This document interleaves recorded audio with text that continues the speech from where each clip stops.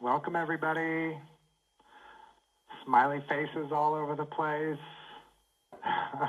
And so many faces to the names and the voices that I've been getting to work with. It's just awesome to go deep in some of these areas with you. And I'm honored and humbled to get to work with all of you because, I mean, you guys are the superstars out there. You're the ones that are changing the world. So keep it up. I'm here to help out.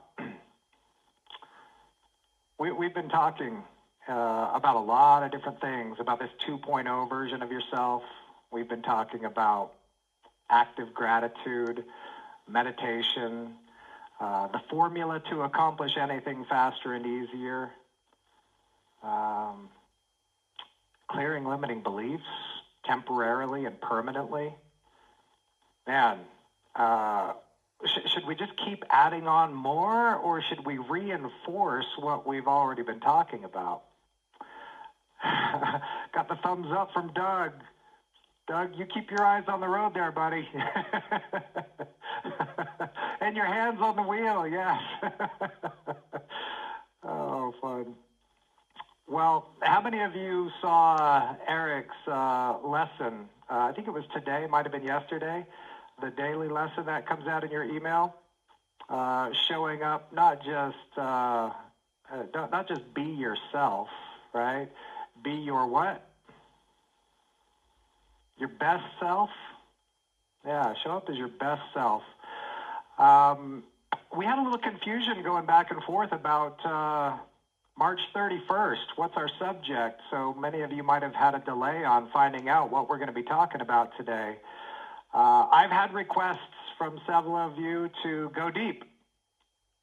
And there is no deeper subject than presence. Today we're talking about cultivating presence. So I don't want you to believe anything I tell you, please. I know you've heard this before, but believing isn't knowing. Well, so I don't want you to believe.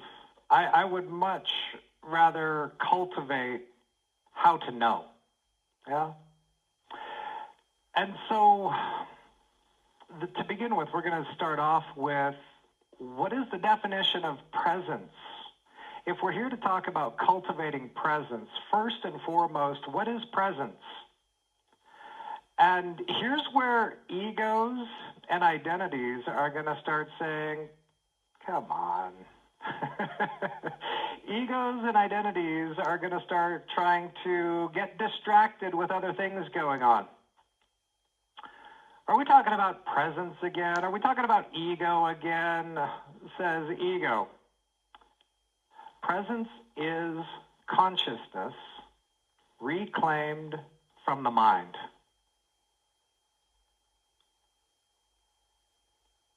Presence is consciousness reclaimed from the mind. So when Eric's talking about don't just show up as yourself, show up as your best self, seems like there's more than one self, right? Is my volume low? Maybe I could turn this up. I don't know. I don't know if my volume can get any louder. Can you hear me okay? Give me a thumbs up if you can all hear me okay. All right, seeing thumbs up. Okay. So maybe turn your speakers up. Whoever said my volume's low, maybe try turning your speaker up. that could help. Everything's good. Do a little more, Svetlana. Okay, do a little bit more. So, yeah, several of you said go deep. I hesitate to go deep because I have heard many times before, Gil, you're going too deep. Right? This is going over a lot of people's heads, and it's just, where's the practicality in it? And you can understand where we might run into some kind of rocky terrain if we're saying presence is consciousness reclaimed from the mind. Yeah? Well, yeah, deep subject. We've talked about gratitude, active gratitude and passive gratitude, right? When we were talking about active gratitude, we were talking about cultivating the practice of acknowledging the value in the bad, right? Because passive gratitude is I'm already acknowledging the value of the good. How is it possible I can acknowledge the value of the bad? How can I see the gain in the pain? How can I see the silver lining to the cloud? How can I see the fact that whatever doesn't kill me makes me stronger? This is a capacity of presence. Presence has the ability to consider different points of view. How many of you, by a show of hand, have heard the term, everyone is always right from their point of view? Is it true? Everybody's always right. So the good news is that means you're always right. So you get to tell all of your friends and family, I'm always right. And see how well that goes. But you have to follow it up with, and so too are you. Everybody's always right from their point of view. So right equals point of view. Right equals true. I say it's really hard. Am I lying? No, it's true. I'm right. It's really hard. I say it's really easy. Am I lying? I'm just being optimistic, right? Toxic positivity, right? It's really easy. Everybody's always right from their point of view. Do I have the capacity to consider someone else's point of view? Like, for example, relevant to network marketing, who is not right for your business? Do you know? Who should you not waste your time presenting to? Do you know? Who's not your ideal customer? Who's not your ideal business builder? Do you know? Yeah? And we're not trying to be mean, right? Because some of us are saying, well, anybody could be my customer and anybody could be a business builder in my organization. Anybody could be, but who's not right? Right? Is there legitimately a person out there who cannot afford to do this? I know there's argument here because the alternative is, well, can you afford not to do it? Right? Can you afford not to do this? I mean, do you want to be in the same boat next year? So we've got that argument inside. That's, we've been conditioned and programmed and trained on how to overcome objections, right? And what's the number one objection typically across the board in any industry? Oh, I can't afford it. Well, why? Because the masses are struggling, right? The minority is at the top saying, hey, it's great up here. There's a lot of room. Let me help you. But those that are struggling, that's the masses, right? And that's many of us wanting to get there ourselves, right? We're working on it. But presence is consciousness reclaimed from the mind. What is consciousness? Remember, I said I don't want you to believe any of this stuff. I like to cultivate knowing. And just out of curiosity, I mean, I can only see one page at a time on my screen of people here, and it looks like there's at least 4 or 5 pages of people here. How many of you feel like right now you have a pretty good grasp on what presence is? By a show of hands, you have a pretty good grasp. Wow. All right. Keep your hands up because I want to scroll through just to get a calibration. Okay, a lot of you are just photographs. Oh, pretty pictures, but where's your video?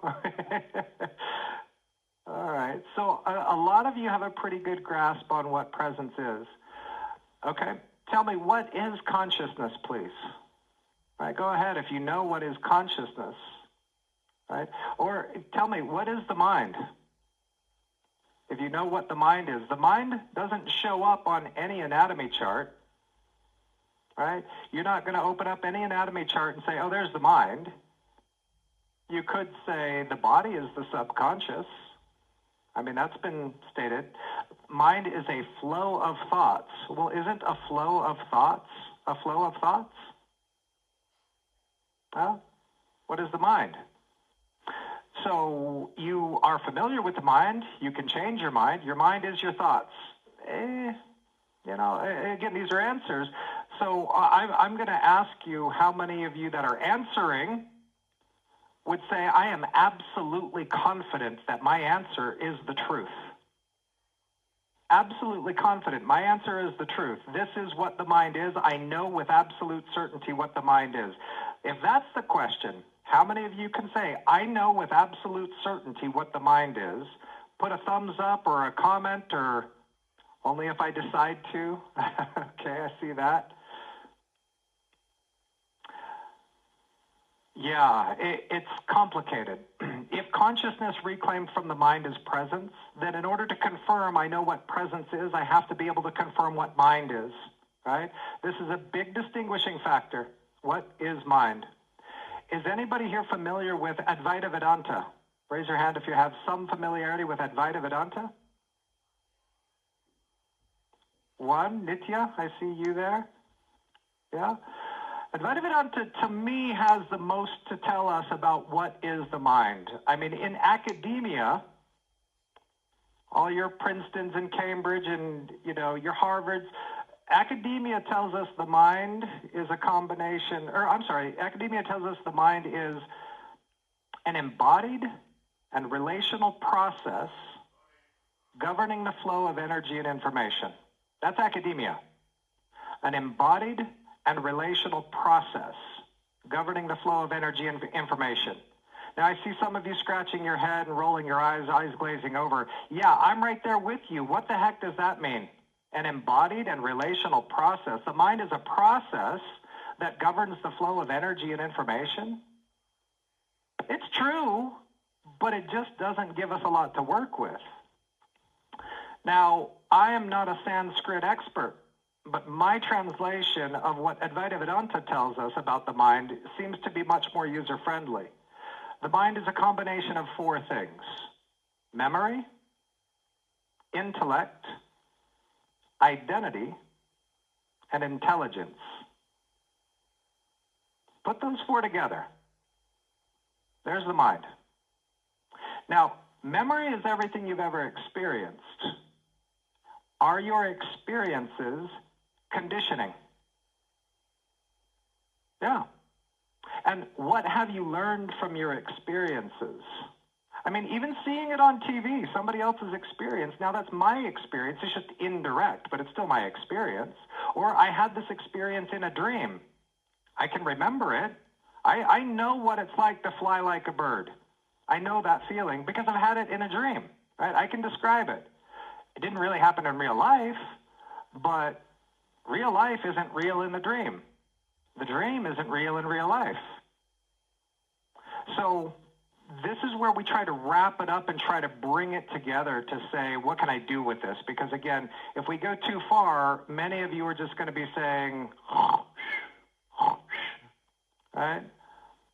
Presence is consciousness reclaimed from the mind. Consciousness is you. You, consciousness, are that which knows experience. That which knows experience. So those of you that are spiritual or religious might prefer the term soul or spirit. Yeah? Those of you that are not so much religious or spiritual, you might prefer the terms consciousness or awareness. Take any of those four terms. Memory, mind is memory, intellect, identity, and intelligence. Luke, thanks for asking the clarifying question. But take any of those four words, soul, spirit, consciousness, awareness. You do not have one. You don't have a soul, spirit, consciousness, awareness. It's much more accurate to say you are that. Yeah? So if you are let's use the word soul. If you are the soul, to back you up from the mind, can we confirm this? Can we have the experience to say, I know I am not the mind? We can only confirm it if we know what the mind is, right? If the mind is a concept, you're just in concept. You're in mind analyzing mind. The mind can't confirm something beyond the mind. The mind is dead without you. So you, soul, spirit, consciousness, awareness, you are what's no longer here at your funeral. Call it whatever you want to call it. But it's not the body, and it's not the mind. You are what's no longer here at your funeral. If you're still here, we're not having a funeral, right? I hope. Right? So this you, soul, spirit, consciousness, awareness, backed up from the mind, this is what presence is. Why would that be a relevant subject? I mean, I'm a network marketer, Gil. I'm not a guru. I'm not a monk. I'm not trying to attain enlightenment, right? I'm a network marketer. What does presence have to do with anything? Well, it has everything to do with exactly what Eric was presenting in the lesson today, right? Show up as your best self. So is there more than one self? I mean, I think most of us are familiar with the lowercase s, self, and the uppercase s, self, right? If you want to have fun with this, call it the little s self and your big S self. Yeah? Your big S self and your little s self. Have some fun with it. But the real self, the self with a capital S, this is a deep, deep, deep subject. It's not the mind. It's not the body. Now, I've been coaching personal development and in my own business, how to transcend identity, how to transcend ego, how to wake up. I'm not an enlightened guru. I don't claim to be an enlightened guru, but I refer to a lot of people I believe are enlightened, right? And many of them come from India. Well, you might have studied the same, right? There's legitimate gurus, and then there's the other ones, right? There's a lot more of the other ones, yeah? But transcending the identity, we have to clarify what mind is. Ask yourself right now, am I aware of my memories? Bring any one of them up. Like, remember the last birthday cake you saw. You got it in your mind? Are you aware of that memory?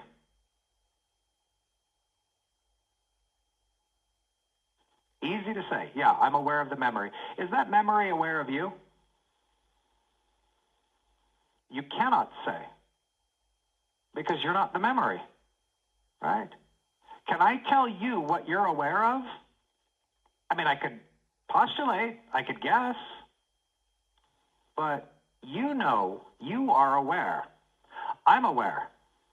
So if I'm aware of the memory, and the memory I cannot confirm is aware of me, I can't say the memory is aware. If I can do that with one memory, I can do that with all memories. Now, if we consider the intellect to be everything that I've ever learned,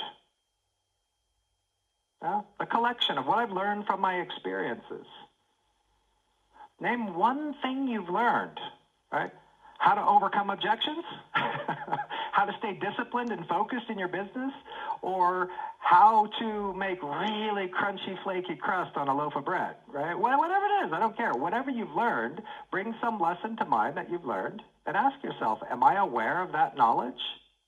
Am I aware of that information? Am I aware of that lesson? Easy to say yes. Is that lesson aware of me? Is that knowledge aware of me? I'm aware of the memories. I'm aware of the intellect.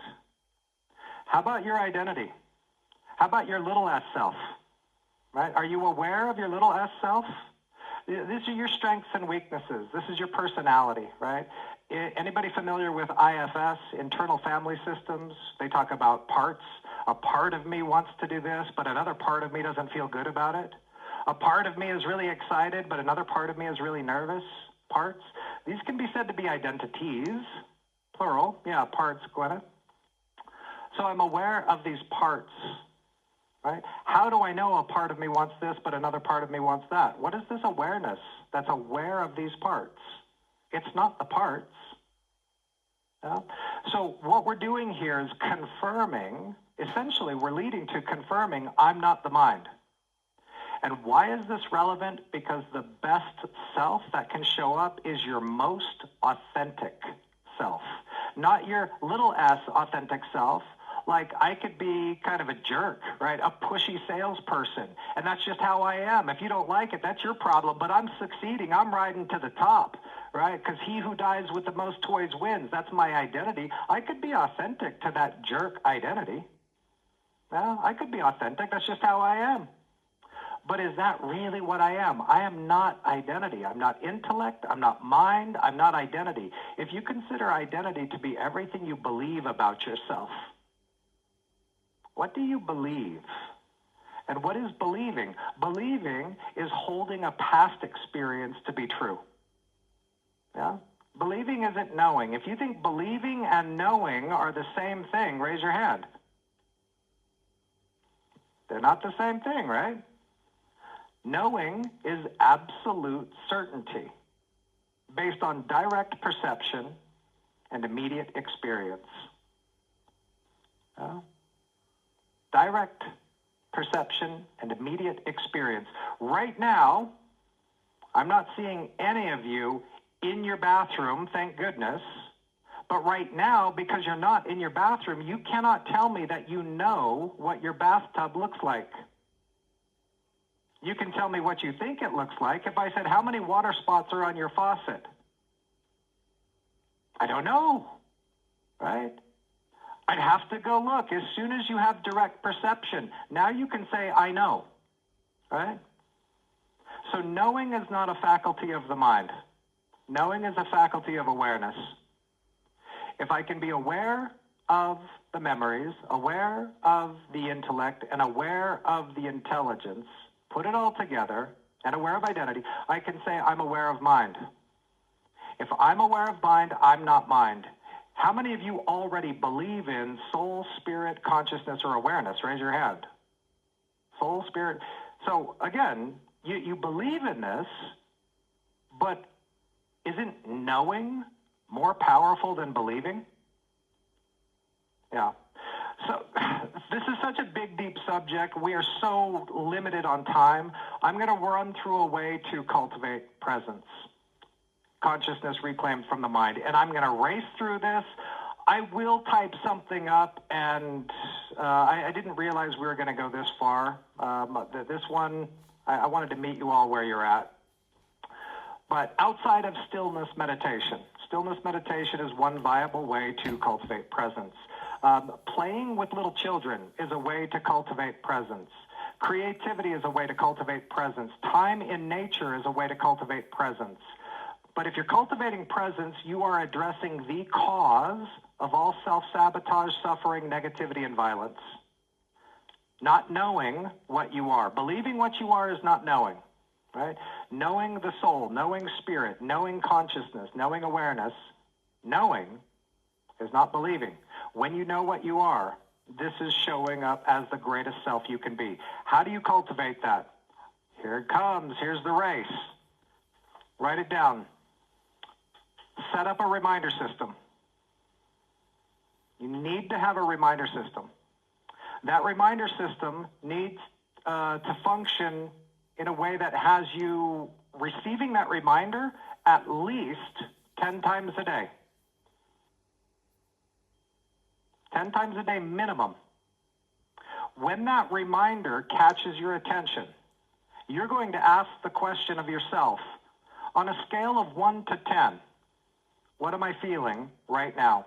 10 is the best possible state. Nobody can feel better than a 10, so don't exaggerate. It's the best possible state there is. 1 is the worst possible state there is. 5 is neutral. On a scale of 1 to 10, what am I feeling right now? Emotionally. If the emotional state is less than what you would choose, there's going to be 3 steps. So even a 6 and a 7 is pretty good, but a 7 is less than what I would choose. I would choose 8s, 9s, and 10s. Right? I don't need to be a 10 all the time because I still need to convince people that this is a good business and that I'm not on drugs, right? So, I need to be 8s, highly impactful, highly enthusiastic, authentic, present, joyful, peaceful, loving, empowered, fulfilled, and free. That's what's going to happen in presence. I'm going to bring that. But less than what I would choose, there's 3 steps. Step number 1, exactly the words. There it is. That's a program. That's not me. There it is. That's a program. That's not me. So let's say the word was frustrated. On a scale of 1 to 10, where's frustrated? Probably a 4. Well, it's not really heavy. It's just I'm frustrated, right? Well, I promise you, you've never been frustrated ever once in your life. Look up the word in the dictionary, frustrated. You're not going to see a picture of you next to it, right? You've experienced, Mary said, maybe me.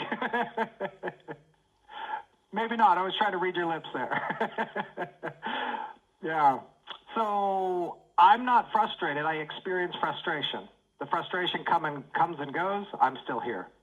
The anger comes and goes. I'm still here. The excitement, enthusiasm comes and goes. I'm still here. I'm not that emotional state. So there it is.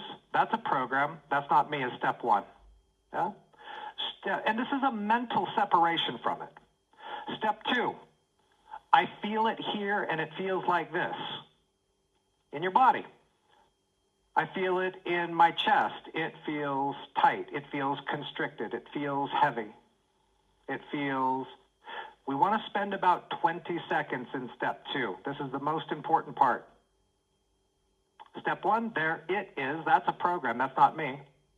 Step two, I feel it here in this part of my body, and it feels like this. See, I'm not trying to change anything. I'm not working on a symptom. I'm addressing the cause to all self-sabotage and suffering, lack of presence. Consciousness fused to the mind is conditioning. That's just how I am. Consciousness reclaimed from the mind is presence and free to choose. Yeah? No, I'm not a people person. No, I'm not a rah-rah person. That's your identity speaking. You're whatever you choose to be. Yeah? So step one, there it is. That's a program. That's not me. Step two, I feel it here and it feels like this for about 20 seconds. Just be sincere. You don't need to get it right. Just be sincere.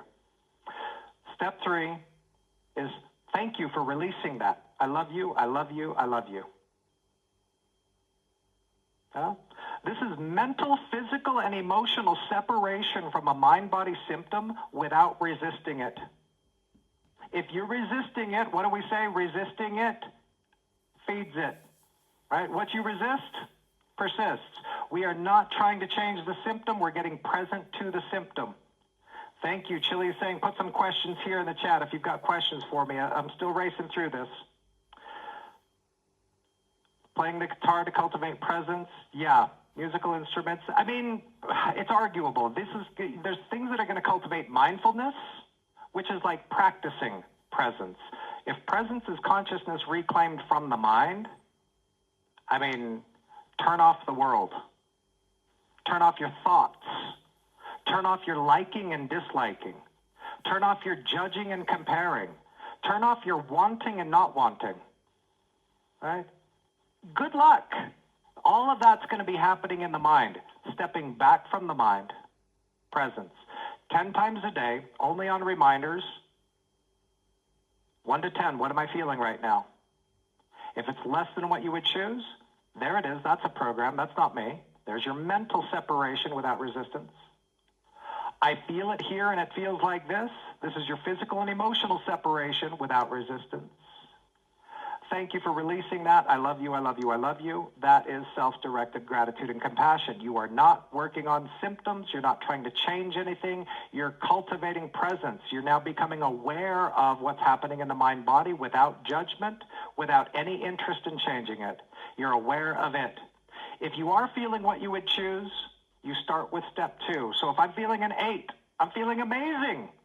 I was on top of a mountain once when my alarm went off on my phone. Ding! What am I feeling right now? Wow, how did I get a signal up here? But yeah, really good. 8. You start with step 2. I feel it here and it feels like this. And then instead of saying thank you for releasing that, you say thank you for expressing this. And you're talking to yourself, your little s self, from your big S self. Right? Your presence self is acknowledging what covers it up. Your identity covers up your authentic nature. Yeah? Your identity covers up presence. You cannot get to presence. You're always presence. But how present are you equals how mind identified. How much do I like or dislike? What do you, Gil, define as mindfulness?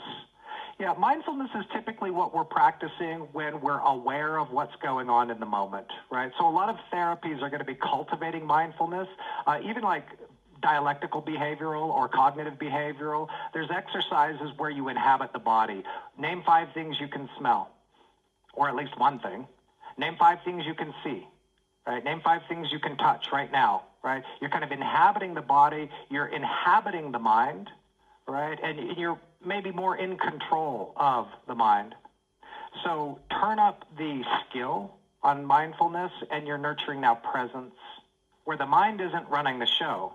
You're able to direct the mind. Luca, that look on your face, my friend, makes me wonder, are you with me? He had this, what? But hey, don't let me catch you off guard. Let's put some questions in here. I know we're out of time. I hope it's okay, Chili and Alexi, that we take maybe just a couple more minutes here, just to field some of this. It's too big of a subject to try to capture in a half hour, but if we're okay with taking a few more minutes for questions, I'm happy to do so. Go ahead. We've got a thumbs up. All right. So throw them in here. I don't see the questions. What is going on? Well, a lot of you are probably too busy listening. It's a lot, but makes so much sense. I'm glad it makes sense. Yes, thank you. It's a powerful subject. Where can I go and grab literature and study more? I would say depends on how deep you want to go. If you're not ready for really advanced depth, then go to Eckhart Tolle, The Power of Now. A good place to begin if you haven't read the book. And The Power of Now is not a book you read once. It's a book you read over and over and over again. It's a book written from presence. Arguable, questionable, but Power of Now is a good one. Can you wrap it in summary after the Zoom?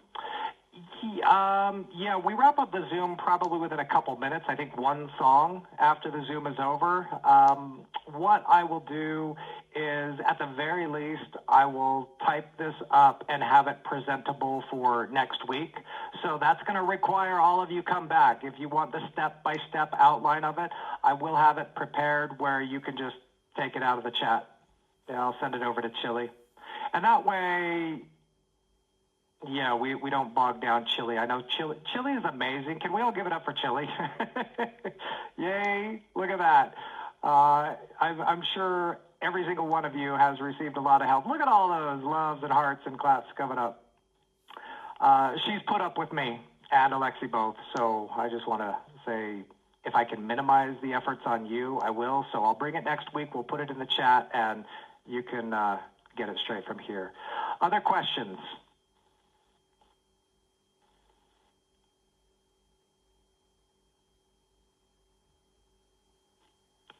We might leave it at that. Go Chili. Yay, Chili and Gil. I cannot follow so well, but probably need to go back to the initial mindset training. I missed the early ones as I started on the 5th of March. Well, I'm glad you're here now. How do you define empty your mind? Yeah, good luck. That's like stop breathing. How do you find empty your mind is the question. Yes, it's possible. But I would say provide the conditions where your mind can quiet down. Provide the conditions where your mind can quiet down. So in a meditative experience, you're going to first get your body comfortable. Right? If you're constantly going, oh, my knee, oh, my back, right? Your mind is not going to quiet down. Right? So quiet your body. Get to a comfortable position, straight spine. Then quiet your breathing. Slow down your breathing. Regulate your breath. As you slow down your breath rate, you have a comfortable position, your heart rate's going to slow down. As your heart rate slows down and your breath rate slows down and you're in a comfortable position, not being distracted by the world, not being distracted by the body, now all of a sudden you notice how busy your thoughts are. Right? Let them be. The thoughts are not the problem. The thoughts about the thoughts are the problem. Like, how do I get my mind to quiet down? It's not working. Meditation doesn't work for me. Hold space, yeah. But give yourself the conditions, the environmental conditions that allow your mind to quiet down. It will quiet down. This morning in my meditation, my body had me distracted for at least 10, maybe 15 minutes before my body just got zen. It just got stable and disappeared. It was still there, but I didn't notice the body anymore. Then the thoughts, and then not expecting you to get anywhere, just cultivating the meditative practice, the mind quiets down. When awareness can observe the mind, this is a big step in the right direction. I meditate 1 hour a day with Joe Dispenza. Good. High five. I recommend it. Your habit of meditation is going to be the value, the habit of meditating. There is no substitute for meditation. There is no substitute for meditation. We talked about this before, but meditation cultivates presence. This practice that I've shared with you today nurtures presence. We're not trying to get present. What we're doing is getting present to what covers up the presence that you already are. You can't get to the soul. You can't get to consciousness. You can start witnessing what covers it up. Identity, intelligence, intellect, memory, distractions. Right? So I think we might have to just wait for one-on-ones, my friends, to go deeper. It's hard to take a deep subject, which is, I think this is the deepest subject there is. It's hard to take that and wrap it into a half-hour practical application, but I wanted to give some of the clarifications. The mind, memory, intellect, identity, and intelligence. Consciousness or soul, that which knows experience. Presence, consciousness or soul, reclaimed from the mind. The reason that's relevant is because in presence is where you find authentically the best self that Eric was talking about bringing. Bring your best self. You find peace, joy, love, fulfillment, freedom, and empowerment right here, right now, in and as presence.